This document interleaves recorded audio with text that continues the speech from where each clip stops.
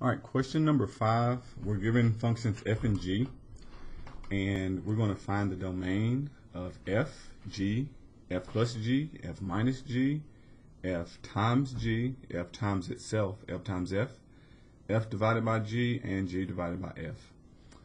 Most of these are the same. Let me go back to the textbook and I'll kind of point that out. And then from here on out, hopefully you can remember, or you'll be able to just go back as you need. So in the textbook, they talk about what each of those notations mean.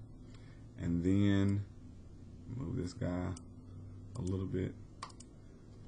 Here is where they talk about the domains. What page is this? 113 of the textbook. It just tells you we have f and g are functions. The domain of f plus g, f minus g, f times g, which also works with f times f or g times g, is the intersection of the domains of f and g. The domain of f divided by g is also the intersection of the domains with the exclusion of any x values for which the bottom is 0. So whatever one is on the bottom.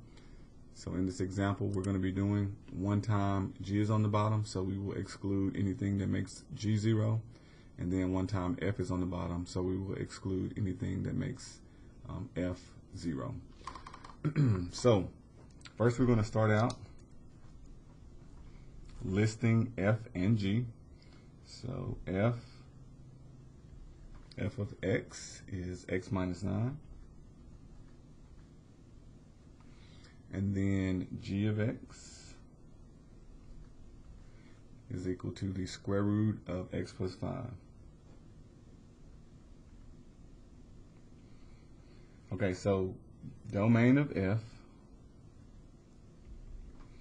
is negative infinity to positive infinity. We know that because no square root, no fraction with x in the bottom, no log. Domain of g, we do have a square root, so the process is take whatever is under the square root, so that would be the whole thing, x plus 5, and set that greater than or equal to 0. This just means whatever is under the square root needs to be positive. We cannot have it negative. So if I subtract 5 from both sides, we get that x is greater than or equal to negative 5. So here's our domain. So if I line these up, f on the number line would be from negative infinity to positive infinity. And then g would be from negative 5, including it, all the way over to positive infinity. And so when you line these two sections up, the overlap, okay, the intersection would just be the negative 5 to infinity part. So that's going to be the domain, this right here. In interval notation, we would say bracket negative 5 to infinity, parentheses. This is the domain of f plus g, f minus g, f times g. Okay, this is the domain of all of those functions. So right now we want to find the domain of f, negative infinity to infinity. The domain of g was 5 to infinity, negative 5 to infinity.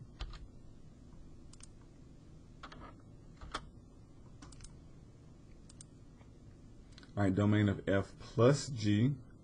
Okay, we just talked about that. Same thing as the domain of g. It's the intersection. So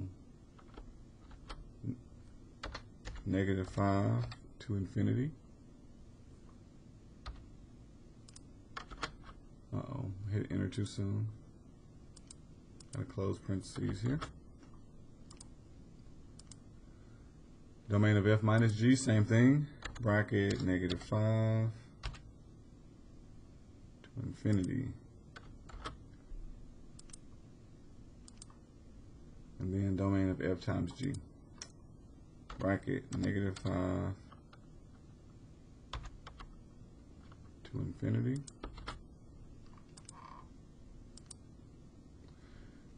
Now, the domain of f, so just like we do f times g, we have to intersect the two. So when we do f of f, we intersect f with itself. So domain of f is negative infinity to positive infinity, and then f again is negative infinity to positive infinity. So when you overlap that, it's just the same thing.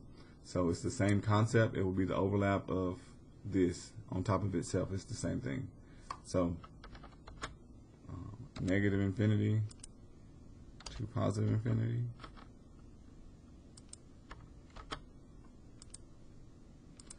Okay, so here's where we separate. So now we're going to do domain of f divided by g. Okay, so let's look at this. Let's look at all these functions.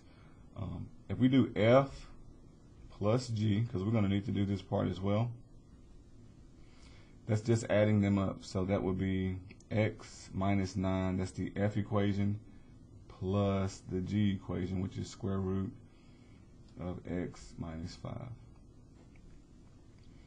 F minus g will be the same thing with just minus. So x minus 9 minus, usually you put whatever comes after minus in parentheses. Here we can't reduce anything, so when we remove the parentheses, it'll be the same. F times g would just be multiplying those two together. So that'll be x minus 9 in parentheses times the square root of x minus 5. And we don't have to simplify it, we don't have to distribute it, just put them together. And then f times f times f of x is just going to be x minus 9 times itself, or you can write x minus 9 quantity squared. Now, when we get into f divided by g, things change up a little bit. So the f equation on top, x minus 9, g equation on the bottom, which is the square root of x minus 5. So the domain of this function, we start out with -5 to infinity. That was the overlap of f and g. Now we need to remove any points that make the bottom 0. So the bottom cannot be equal to 0. So because it's under a square root, we would do x minus 5 has to be greater than or equal to 0. However, because of the bottom, we cannot be equal to 0, so we have to remove the equality statement, which simplifies to this. We just need to figure out x minus 5 greater than 0 for our domain. So when I add, did I change the sign? It should be x plus 5. It should be plus 5. So I'll put minus everywhere. It should be x plus. Gotta be careful. X plus 5, when you move that over, you get x has to be greater than -5. And in interval notation, that just means parentheses, -5 to infinity. So the only difference from here is we would change the bracket to a parentheses, meaning 5 cannot be included, because, or -5 cannot be included, because if you plug a -5 here, then -5 plus 5 gives you 0, and we're dividing by 0, which we can't do. So that's the point we remove. We remove 5, and this is how we show 5 is being removed. So we're going to parentheses -5 to infinity.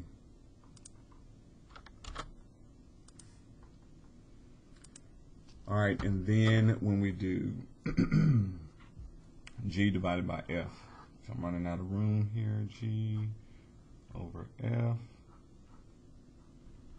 So g is the square root of x plus 5, and f was x minus 9.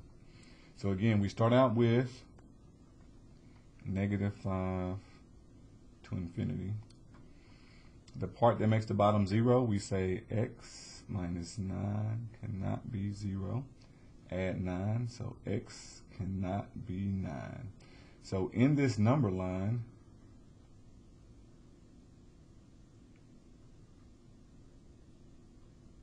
the point 9 would be over here somewhere. We would remove that point, which would split our number line into two pieces.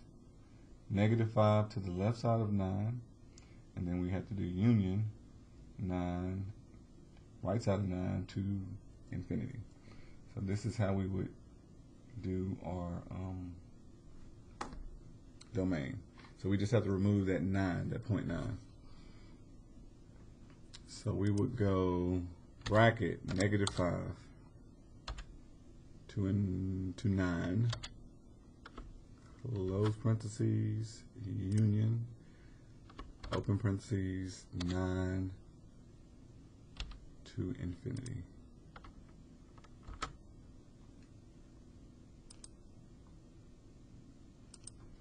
All right, now we're going to just plug in the functions that we just wrote above. So all those functions, I'm just going to type them in without simplifying. It says simplify your answer, but there's nothing you can do with something under square root and something outside.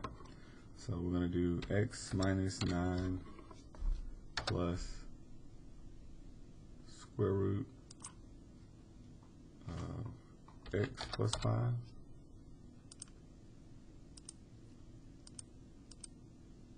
And then we're going to do x minus 9 minus, and I can put in parentheses, it won't hurt, square root of x plus 5.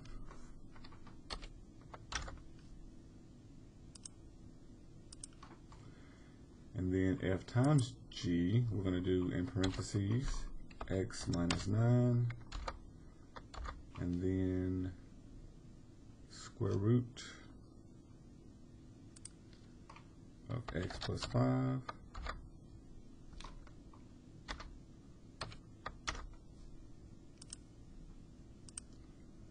And then f times f,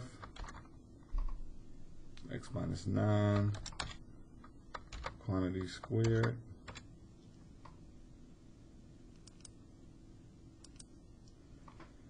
f divided by g, division bar x minus 9 over square root x plus 5. And then g divided by f, we have square root on top, x plus 5 divided by x minus 9. Now, really, we don't want to leave a square root on the bottom. We really should rationalize this, but they're accepting it, so I'm going to let you go ahead and do that. But as you get into the upper level math class, you want to rationalize the denominator because this is not simplified with a square root on the bottom.